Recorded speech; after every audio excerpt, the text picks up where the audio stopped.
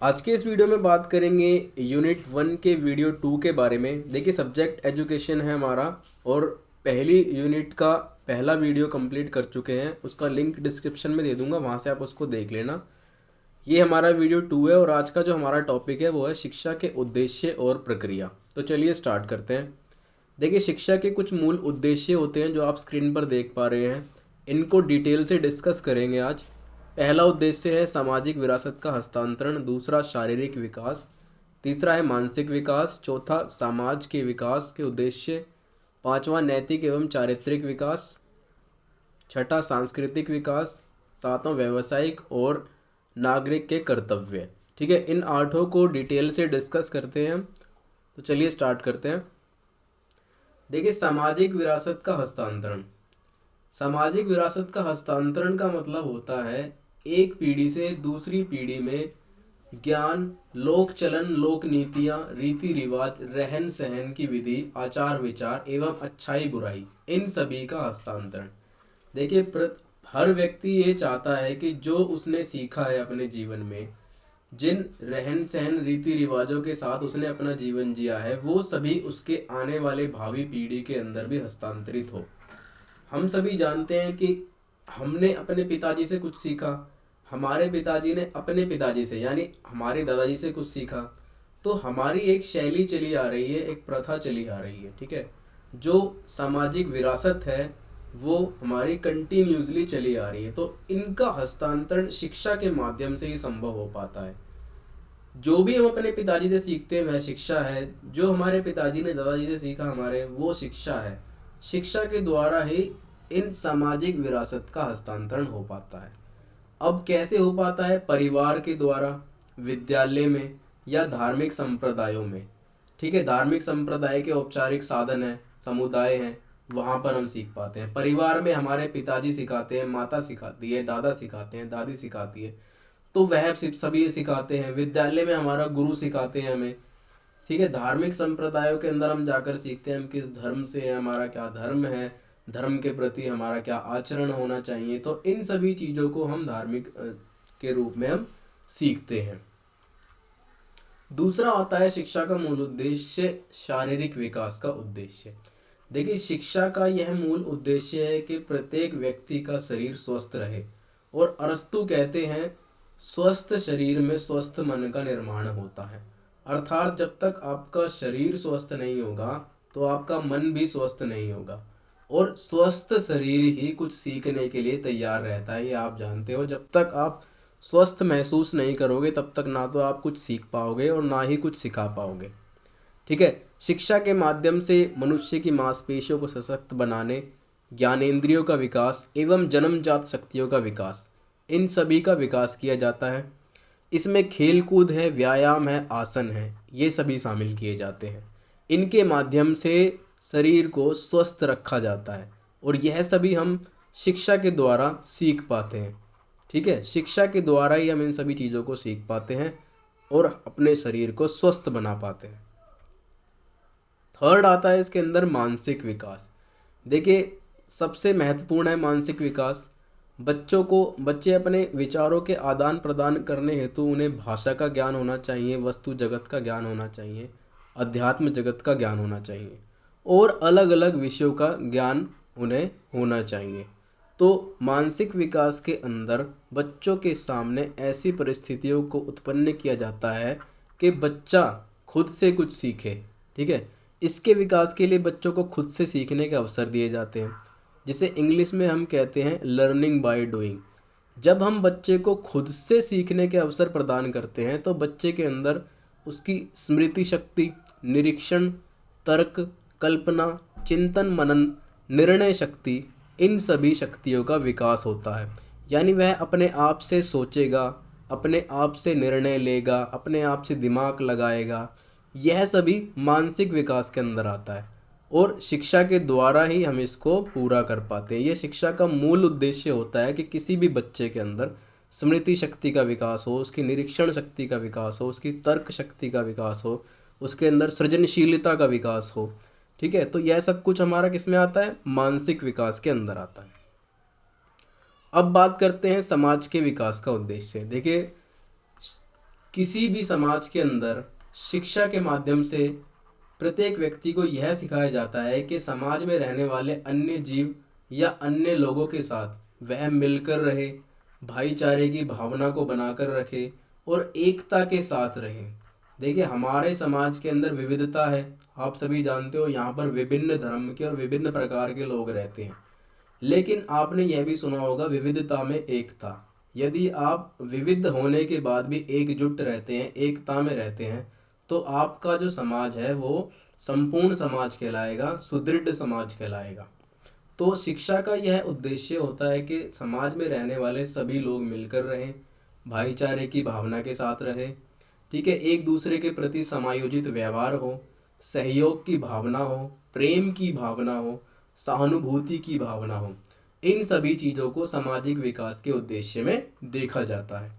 तो ये सभी चीज़ें जो हैं मनुष्य के अंदर विकसित होनी चाहिए। और ये सभी चीज़ें कब विकसित होगी? जब मनुष्य शिक्षित होगा या शिक्षा को ग्रहण करेगा। तो शिक्षा का ये मूल उद्देश्य होता है। पांचवें मूल उद्देश्य की बात करें तो नैतिक एवं चारित्रिक विकास। देखिए, नैतिक शिक्षा और चरित्र निर्माण दोनों का संबंध मनुष्य के संपूर्ण आचरण से होता है।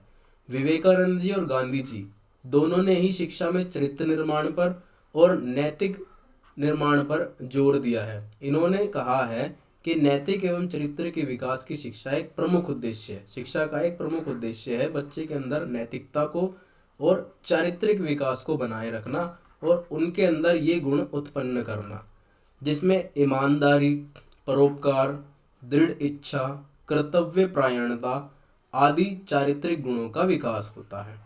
देखिए, बच्चे के अंदर ईमानदारी होनी चाहिए, ऑनेस्टी होनी चाहिए, तभी वह समाज में समायोजित हो पाएगा और समाज में एक अच्छा, वो कहते हैं ना कि एग्जाम्पल सेट करना है तो आपके अंदर ऑनेस्टी होनी चाहिए, दूसरे के सामने एग्जाम्पल सेट करना है तो परोपकार की भावना होनी चाहिए बच्चे के अंदर। जैसे मान लो कोई परेशान है या किसी को किसी भी चीज़ की आवश्यकता है तो परोपकार की भावना होनी चाहिए कि अपना भला करने से पहले वो दूसरों का भला करे, दूसरों की चिंताओं के बारे में सोचे। तो इस प्रकार से यदि बच्चे बन पाते हैं तो वह एक सुंदर समाज का निर्माण करते हैं। बच्चे के अंदर दृढ़ इच्छा शक्ति होनी चाहिए किसी कार्य को करने के लिए। कर्तव्य परायणता होनी चाहिए, यानी कि बच्चे को ये ज्ञान होना चाहिए कि समाज के प्रति, परिवार के प्रति उसके क्या कर्तव्य हैं और उनको वो निष्ठापूर्ण, यानी कि अपने अंदर से उसके अंदर एक जिम्मेदारी होनी चाहिए उन कर्तव्यों को निभाने की। तो ये आ गया नैतिक और चारित्रिक विकास के अंदर जो शिक्षा के द्वारा मनुष्य में विकसित की जाती है। सिक्स्थ बात करते हैं सांस्कृतिक विकास का उद्देश्य, या आप इसको कहते हैं कि सांस्कृतिक, कह सकते हैं कि सांस्कृतिक हस्तांतरण। देखिए, प्रत्येक समाज की अपनी एक संस्कृति होती है, एक शैली होती है, एक प्रथा होती है और अपना एक इतिहास होता है। लोग अपनी सांस्कृतिक धरोहर को पीढ़ी दर पीढ़ी हस्तांतरित करते हैं, ये मैंने आपको थोड़ी देर पहले भी बताया था। तो संस्कृति और शैली का हस्तांतरण होना और अपने इतिहास को जानना, यह सभी शिक्षा के द्वारा ही संभव है। शिक्षा के द्वारा ही हम यह जान पाते हैं कि इतिहास में हमारे साथ, हमारे परिवार के साथ या हमारे देश के साथ क्या हुआ है, ठीक है। इन सभी चीज़ों को हम शिक्षा के माध्यम से पहचान पाते हैं और अपने इतिहास को समझ पाते हैं और अपनी संस्कृति को समझ पाते हैं। तो शिक्षा का ये मूल उद्देश्य होता है कि संस्कृति का हस्तांतरण हो और बच्चे में सांस्कृतिक विकास हो। सेवंथ की बात करते हैं हम, सेकंड लास्ट है हमारा मूल उद्देश्य, व्यावसायिक उद्देश्य। देखिए, शिक्षा का सबसे महत्वपूर्ण और ये मूल उद्देश्य है कि व्यक्ति या बच्चे के अंदर व्यावसायिक विकास करना।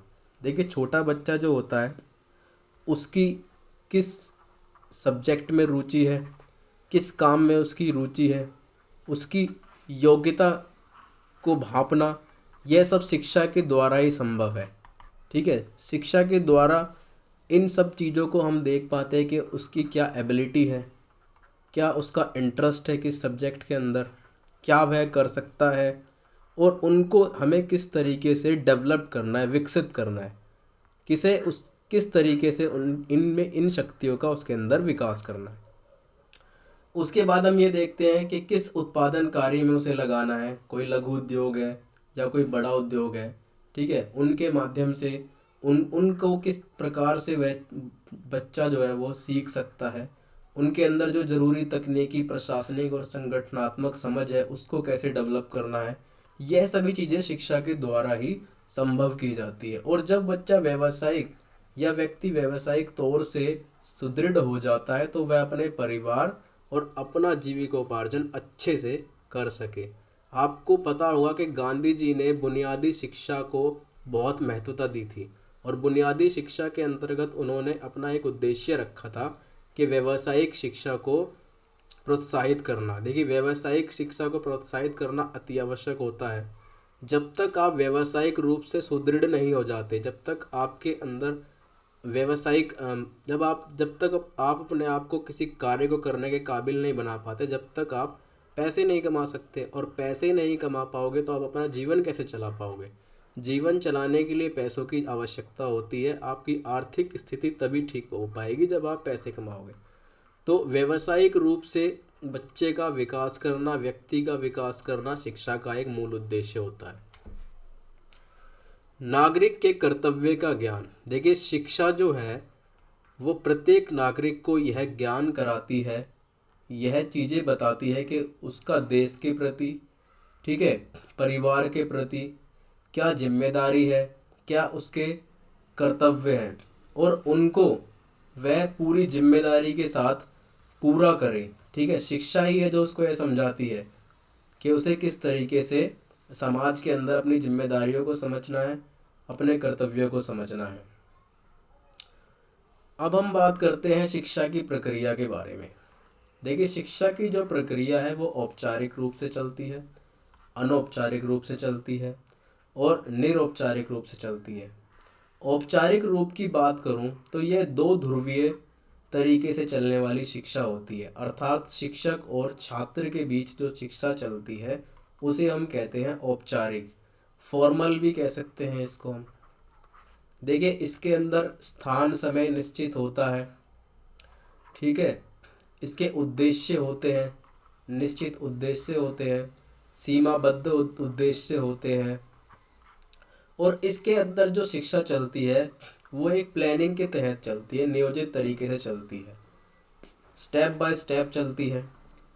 ठीक है, यानी विद्यालय के अंदर चलने वाली शिक्षा या कहीं से आप कोई कोर्स कर रहे हो, प्रशिक्षण संस्थान जो होते हैं वहाँ पर चलने वाली शिक्षा, विश्वविद्यालय के अंदर चलने वाली शिक्षा, यहाँ पर जो भी आप शिक्षा प्राप्त करते हो वो आपकी कहलाती है औपचारिक शिक्षा। ठीक है, अनौपचारिक की बात करूँ तो यह शिक्षा बहुत ही व्यापक होती है, यह निरंतर और आजीवन चलने वाली शिक्षा होती है।